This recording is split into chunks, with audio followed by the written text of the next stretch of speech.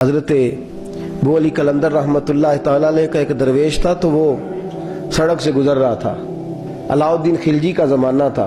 علاؤالدین خلجی بہت بڑے حکمران ہوئے متحدہ ہندوستان کے، پاکستان، ہندوستان، افغانستان، سب پہ ان کی مشترکہ حکومت۔ تو ان کا ایک گورنر روڈ سے گزرنا تھا، اس نے تو سپاہی جو تھے وہ رستے صاف کرا رہے تھے۔ تو ایک بزرگ تھے، حضرت ابو علی قلندر کے مرید تھے، خلیفہ تھے، تو وہ بھی روڈ پہ گزر رہے تو تنے تنہا ہاتھ میں چھڑی پکڑی ہے، تنے تنہا گزر رہے ہیں۔ تو وہ کہنے لگے بابا جی سائیڈ پہ ہو جائیں، گورنر صاحب نے گزرنا ہے۔ تو فرمانے لگے اتنی سڑک پڑی ہے، گزر جائے گا کہ مجھے سائیڈ پہ کر کے ہی گزرنا، گزر جائے۔ انہوں نے کہا نہیں آپ کی مہربانی ہٹ جائیں۔ کہا بھائی میں کیوں ہٹوں؟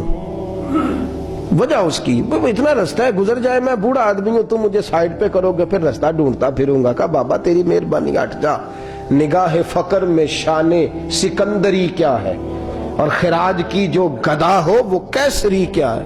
اس نے کہا میں اس کو کیا سمجھتا ہوں، بادشاہ ہوگا تو گھر ہوگا، میں اسے کیا سمجھتا ہوں۔ اور میں ناراض نہ ہوئیے گا، امیروں کو خراب غریبوں نے کیا ہے، بڑوں کو خراب چھوٹوں نے کیا ہے۔ اگر ہم گاڑیوں کے آگے پیچھے بھاگنا چھوڑ دیں تو لیڈر سیانے ہو جائیں۔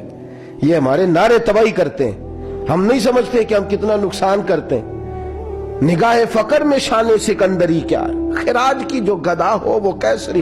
اقبال کہتے ہیں کہ وہ تو بڑے فقیر ہیں جن کو تم بادشاہ سمجھتے ہو، تمہارا ٹیکس نہ ملے تو ان کی حکومت نہیں چلتی۔ تو خراج کی جو گدا ہو وہ کیسری کیا۔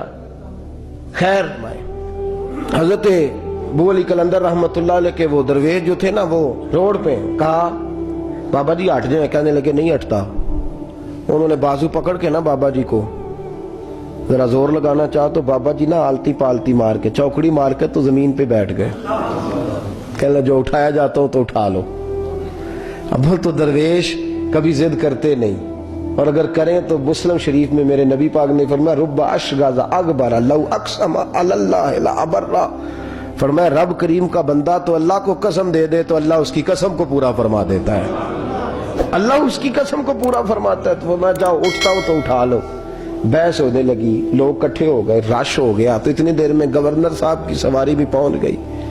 تو گورنر صاحب کہنے لگے بابا اٹھتا کیوں نہیں؟ فرمانے لگے کیوں اٹھوں، اتنا رستہ ہے گزر جا۔ میں بابا اٹھ کیوں شور ڈالا ہوا ہے؟ کہنے لگے تو میرے نوکر کا نوکر ہو کے مجھے اٹھنے کا کہتا ہے، میرے نوکر کا۔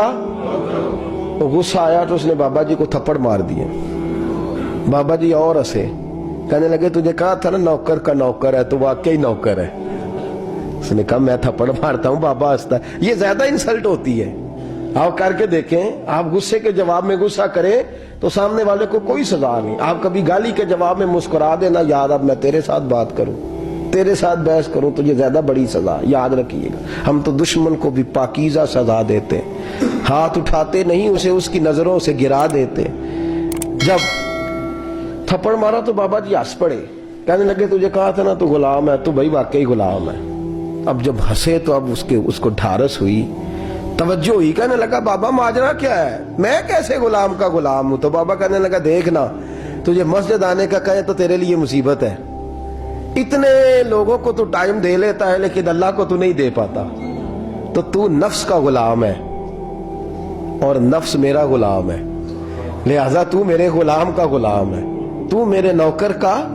کہنے لگے یہ ساری نفس پرستی ہے، یہ جو تو نے دنیا داری کٹھی کی ہوئی ہے نا، یہ جو تیرے نعرے لگ رہے ہیں اور تو سمجھتا ہے کہ یہ میرے، تو تنخواہ دیتا ہے، تیرے نعرے لگاتے ہیں، ذرا تنخواہ چھوڑ کے بات کر، پھر دیکھ تیرے کتنے نعرے لگتے ہیں۔ تو یہ ڈرتے ہیں تجھ سے، لوگ تیرے آگے پیچھے بھاگتے ہیں، ذرا اقتدار سے سائل ہو تو یہ پتہ لگے تیری قیمت کیا ہے۔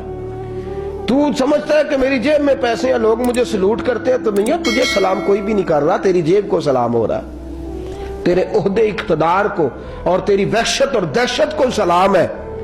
اس نے کہا حضرت جی مجھے سلام کب ہوگا؟ تو فرمانے لگے جب تو بادشاہی میں فقیری کرے گا۔